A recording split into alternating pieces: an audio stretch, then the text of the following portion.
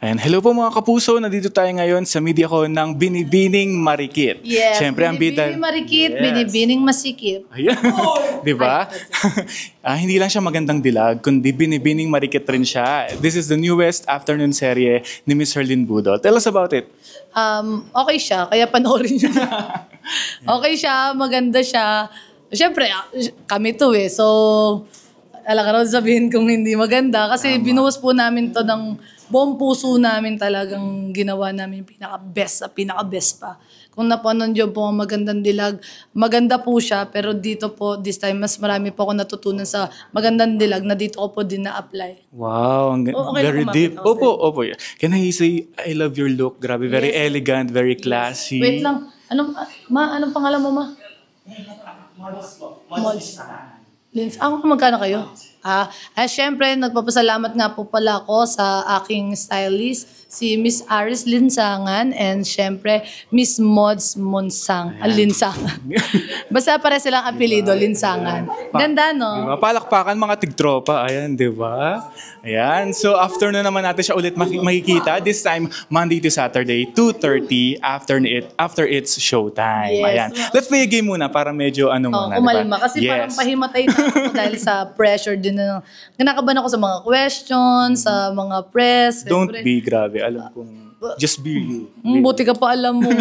Di ba? Ito, best of the best lang na mamili tayo. Best of the best. Yes, favorite afternoon drama series ni Hipon, ni Miss Herlyn. Miss Herlyn. Naka-red akong gown, no? Mister. Miss Herlyn, ayan. The Half Sisters or Ika-6 na Utos? Pares kong gusto, pero sige, ika-6 na utos. Ika-6 na Utos o Prima Donnas? Ika-6 na utos. Ika-6 na Utos or Contessa? Ika-6 na utos. Ika-6 na Utos or Loving Miss Bridget? Ando siya, Miss Beauty, pero ika-6 na utos. Ika-6 na Utos or Magandang Dilag? Siyempre lang, love yourself. Magandang Ang dilag. taas ng rating noon. Halos lahat ito mataas yung rating. Ay talaga. Magandang Dilag or Nakabilang ako. Abot Kamay? Siyempre magandang dilag. Alam ko na may ilaglag ko yung sarili ko, di ba? Ayan, Magandang Dilag or Lilet Matias? Ay, sorry, pero magandang dilag Yun lang talaga. yung papalitan ninyo, di ba? Magandang Dilag or Binibining Marikit? Thank you next kasi, di ba? So, Yes. Binibining Marikit naman. And syempre for the better naman to. Kaya Oo. ibang role naman. Promise kasi ang dami ko natutunan sa Magandang Dilag na do and don'ts ng kung paano umarte, kung paano lahat, kung paano dalhin yung karakter. Pero this time, nai-apply ko pero ayoko kasing magsabi na perfect ko to. Hindi talaga eh. Alam naman natin nobody's perfect. At saka alam ko na baguhan pa lang din naman ako. Kaya trial ng trial pero ginawa ko tong hindi praktisan. Ginawa ko to ng buong puso. Diba? That's what I like about Miss Herlyn. She's being true to herself. And Magandang Dilag, grabe, revenge serye naman yun. And ito naman, romantic comedy na may pagka-drama. Kaya iba talaga siya. Yes. So ibang putahe. Diba? Oo, ibang putahe. Burning questions naman tayo, Miss Anong Herlyn. burning? Umaapoy? Oo, like you. Fire, di ba? Ayan, di ba? Ikaw ang binansagang afternoon darling ng Afternoon Prime. Darling. Parang, kasi yung mga shows mo talaga, parang may pagka-sexy and all. Yung parang, ikaw talaga yun eh. What can you say about it? Hi, darling. Thank you po. Kasi syempre, hindi naman ako mapupunta sa kung anong posisyon ako, kundi dahil sa mga taong nanonood sa akin. So, laking pasasalamat ko po sa inyo. Syempre, dahil sa inyo, nagkakaroon po ko ng trabaho. At ang main goal lang naman po namin lahat ng mga artista ay makapagpasaya. Walang kaplastikan. Maraming salamat sa inyo kasi syempre, napapakain ko yung pamilya ko dahil sa suporta din nila. Mataas na rating or Best Actress Award? Mataas na ratings o Best Actress Award. feeling ko sa rating na lang ako. Kasi feeling ko yung rating means marami yung nakakapanood. Hindi lang sila makapag-judge na may trophy, pero sila yung kailangan kong ma-reach eh. Sila yung hindi para sa sarili ko. Kasi pag sinabing Best Actress Award, para lang siya sa akin. Para lang sa ikakatuwa ko. Pero paano naman yung ikakatuwa nila? Oo, di ba? Ayan. Ito naman, follow-up question. Parang maraming bestes na kasing nag-guest ang SB19 sa inyo. Sa TikTok Lock and all that, no? And then may nagsasabi na same kayo ng sense of humor ni Stel. Talaga? What Sabi can, sa'yo? Oo, sa online din. What can you say na parang yung iba, gusto nilang yung mga fans mo and fans niya na magsama kayo sa isang project or event? Gusto mo mag-live-in pa kami ni Stel, eh. Okay lang naman sa akin. Ay, hindi. Ako, honestly, ilang beses sila nag-guest dito sa TikTok Lock, pero never, ever ko pa silang na-meet. Oo. So, hindi ko pa siya ganun kakilala, pero idol ko sila. As in, lahat sila.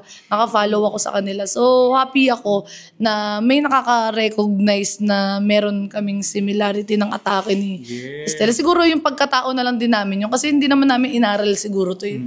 Kumbaga, umutot yung mga magulang namin kami yung nailabas. Kapamilya star na gusto mo makatrabaho, makakolab? Top of mind. Na taga-kabila. Siguro, nakakatrabaho ko na. Si Tony. Ayun na nga. At yun yung isa sa mga leading man niya sa Binibining Marikit. Siyempre, lahat ng tao pangarap malaplap si Tony. Nalaplap ko na, Yan. Ang programang ito. I rated S, PG. Yes. May laplap na gaganap. Invite everyone po to please catch Binibining Marikit. Yes, nagmamakaawa ho ako. Paulit-ulit ko. Sabi nila, don't beg. Pero ako nagbibeg po ako. Parang awa nyo na. Nagmamakaawa po kung suportahan nyo ang Binibining Marikit. I'm sure na hindi ito yung pinaka-the best na mapapanood nyo, pero I'm sure na mas makaka-relate kayo na akala nyo kapitbahay nyo lang din kami at alam nyo yun, text ko na lang sa inyo. At saka, tuturuan ko kayo kung paano maging vlogger. Yung parang yung low budget na pagiging vlogger. Kasi sa akin, personally, ang dami nagtatanong na, Arlene, paano ba mag-vlog? Napakadali lang. Basta pag gusto mo yung ginagawa mo, ipagpatuloy mo lang. At itong Binibining Marikit, yung isa sa mga magtuturo sa'yo kung paano mag-vlog ng budget meal lang. Na hindi mo kailangan ng masyadong mamahaling mga gadget. Basta talaga yung buong puso mo na ibigay kung ano yung gusto mong ipanood sa mga taong sumusuporta sa'yo. Kaya kung ikaw gusto mong maging vlogger, umpisahan mo na ngayon pa lang. Tumayo ka na dyan, Nakshi. That's it for today. Thank you very much. Mas inayos na Herlin muna po. Kasi ang dami ko pong natutunan sa Magandang Dilag na dito ko po mas itinama lahat ng pagkakamali ko doon. Kasi syempre bilang baguhan po, talagang inaral ko po yung karakter ng bawat isa. Alam po natin magkaiba sila. Pero yung puso po, talagang meron pa rin po na kagaya ng Magandang Dilag. At saka dito po sa Binibining Marikit, mas pinalight po siya compare sa Magandang Dilag. Pero ito pong pagiging light na to, pero ang bigat niyan dalhin. So, yung light ba yung story, Mang? Pero alam mong may bigat. Kasi pag-usapang pamilya, medyo mabigat talaga pagdating sa akin. So, ang makikita nyo na pinagkaiba, yung mas may puso. Yung mas may diin na, may kurot, na talagang dinirekta ka na kaagad. Yun po yung pinagkakaiba. Baka kasi masabi ko lahat. Sa daldal ko pong to, baka makwento ko po bang first episode hanggang paano. Message nyo lang po din sa akin, ha? Video ko lang po tayo, kwento ko po buo sa inyo. Hindi, joke lang. Yun po. And base dun sa mga sinabi mo, sa tingin mo, Herlene, anong magiging factors para maging mas successful or kasing successful ng Magandang Dilag ang Binibining Marikit? Ayun nga po yung sinasabi ko, parang mas may pressure po sa akin ngayon, yung Binibining Marikit. Kasi parang baka nakachamba lang po ako ng Magandang Dilag, baka sinuwerte, naka-jackpot lang ako noon, o baka, ang dami ko pong baka sa sarili ko na nagda-doubt po ako na kaya ko ba to, na tatanggapin po ba ulit ako ng mga tao, same pa rin po ba yung pagtanggap nila dito? Kasi parang yung una ko po, parang audition ko po sa GMA. Ito po yung Binibining Marikit. Ito po yung magpapatunay. Kapag nakita niyo po kung may isa pa akong show na susunod, ibig sabihin, successful po ang Binibining Marikit. Pero pag wala na, yun po ata yung ending ng career ko. Kaya nagmamakaawa po ako sa inyong lahat na suportahan niyo po ang Binibining Marikit. Please, para po sa pamilya ko. Thank you so much. Yun. And for my last question for you, Herlene, kasi alam naman nating lahat, yung doon sa Magandang Dilag, nabalot yun ng intriga, lalo na tungkol sa'yo, na-link ka, alam na natin yun. Naka-move on ka na ba doon? Ang tanong doon, naka-move on na po ba ang mga tao? Kasi parang sa akin, parang ever since na pumutok po yung issue na yun sa akin, parang Okay, kasi parang hindi naman daw po yun mawawala eh. Nagpa-psych din po ako para mas matanggap ko po yung mga... Nagpa-doctor po ako para po mas... parang